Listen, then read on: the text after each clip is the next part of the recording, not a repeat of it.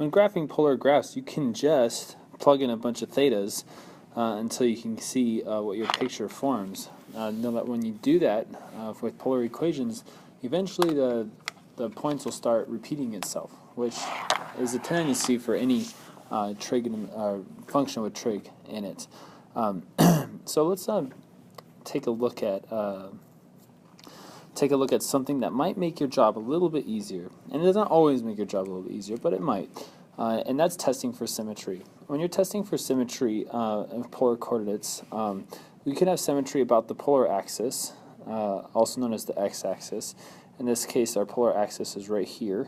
Okay, and when you're testing for a symmetry about the polar axis, you would plug in a negative theta.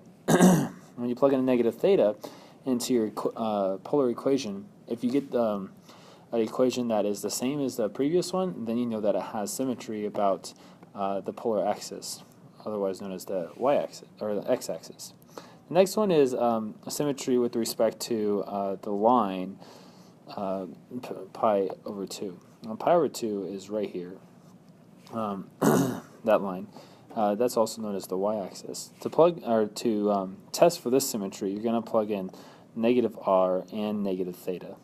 You plug both of those into your equation and then simplify, and if you get the same result that you started with, then you know that you have symmetry about the y-axis. And then finally, symmetry about the pole. Now, the pole is just the origin, but it's called the pole when you're talking about polar coordinates, or polar coordinates, polar graphs. To test for symmetry here, we're going to plug in negative r. All right, enough talking. Let's try it. Okay, the first polar equation that we looked at in our class was this one. And for this one, I just gave my students a bunch of theta values and then had them plug them in and then solve for the different radiuses and graph it. But we can try to see if this symmetry idea makes our job a little nicer. Let's go ahead and check for symmetry about the polar axis first. The polar axis is like our x-axis. So I'm going to say x right here. And then to test this, we're going to plug in a negative theta. So we have r equals 8 sine 3, and we're going to plug in negative theta. I'm going to go ahead and add parentheses there, just because it makes this a little more appealing. So we have r equals 8 sine of 3 theta, negative 3 theta. And actually here we don't get a result that is the same as that one. After spending some time with the trig function of sine, you would know that if we're looking at like the unit circle graph, actually I guess this one wouldn't be on the unit circle, but if we look at just a unit circle graph and we look at all the values of theta that are positive, right here, just from 0 to pi, all of these values right here of theta will give us a positive value for sine, because if you studied the unit circle, you know that the cosine represents your x and the sine represents your y. So all the y values in these two quadrants, quadrant 1 and quadrant 2, all the y values are positive. Conversely, if we have the same theta but negative, the opposite, we would go this way. And all of the that's not how you do 4. All of the y values in these two quadrants are negative. So if we take that into consideration, this right here, this would be a negative theta. That would give us a negative sine. In other words, having sine negative 3 pi, or negative 3 theta, is going to be exactly the same as negative sine of 3 theta. Why? Because this is just going to give us the opposite of what sine 3 theta will. And so we're going to throw a negative in front of it so that we can say that they're equal. Now if they're equal, we could just, instead of having the negative theta inside there, we could write r equals negative 8 well, it's technically 8 times negative sine of 3 theta. And that would simplify to r equals negative 8 sine of 3 theta. So this is more simplified, I guess, or you can call it manipulated, but it clearly does not equal what we started with. So this does not have symmetry about the polar axis. Let's go ahead and try to see if it has symmetry about the y-axis, which is also known as theta equals pi over 2. Let's try a different color. Y-axis. To test for symmetry about the y-axis, we're going to plug in a negative r and a negative theta. Now, because we did all that work for the first one, we're kind of going to be able to simplify what we have to do to test for symmetry on this one. We plug in the negative r for r, and then we plug in the negative theta for theta. So we have sine, and then this is 3 times negative theta.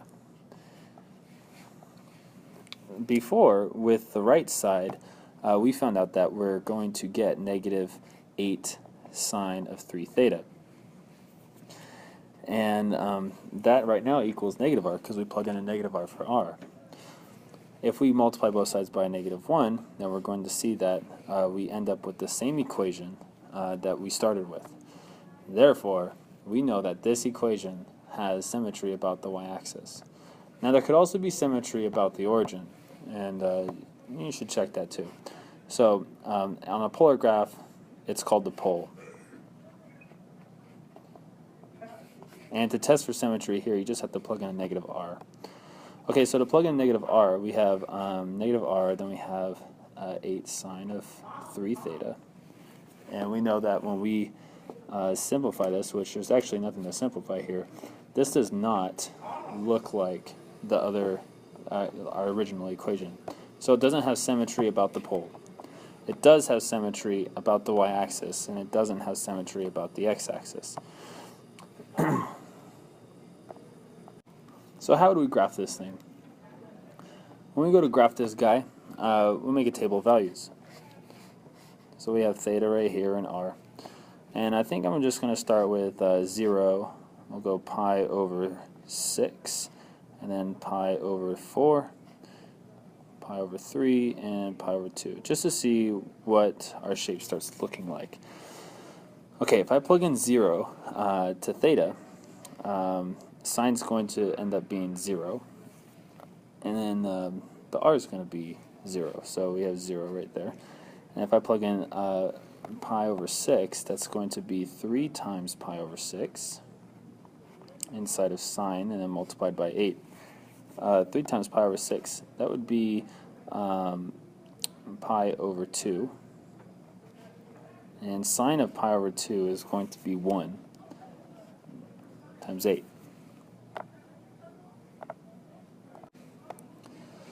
And so I get 8 for pi over 6. When we plug in pi over 4, we're going to get 3 pi over 4. So we have sine of that times 8. And 3 pi over 4, sine of 3 pi over 4 is rad 2 over 2. Just look at your unit circle. And that's going to simplify to 4 rad 2. So this would be 4 rad 2 right here. And then if I plug in pi over 3, that times 3 is just going to be pi. So we're going to have sine of pi times 8. Sine of pi is 0. So again, we have 0. So put 0 right there. And then pi over 2, let's see.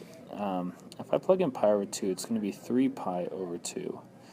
And sine of 3 pi over 2 is negative 1. So then we get a negative 8. Alright, let's graph what we have right here. Now, this is a polar graph, and I don't have the circles for the polar graph, so I'm going to have to make do with what I have. I have 0, 0, that's where we would start. And the next point is pi over 6, 8. Now, pi over 6 is approximately right here. And what I'm going to do is I'm going to count 8 spaces. 1, 2, 3, 4, 5, 6, 7, 8. So I put my point right there.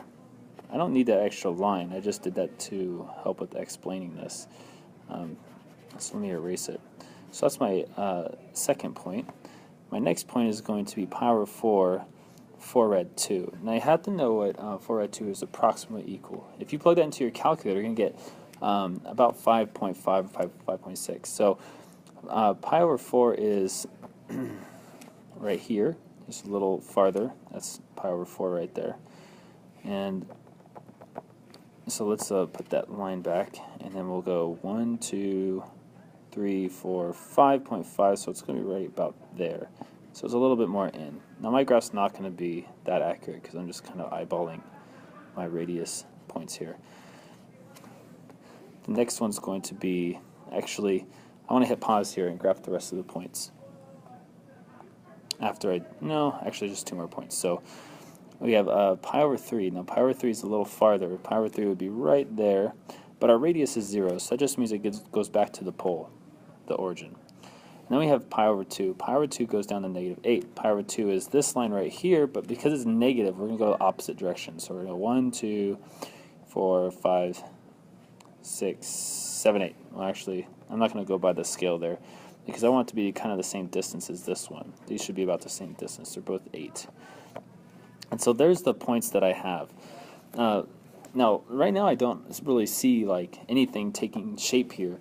But since I know that there's a symmetry about the y-axis, I can copy these points right here to the other side. So I can plot that point right there. Oops, that's not accurate. That looks more accurate right there. And I can plot this point right here. So we kind of have an idea what's going on. If you want to get more of an idea, you'd probably have to plug in pi over 12, which is a weird angle. I don't think that anybody would think to plug in that.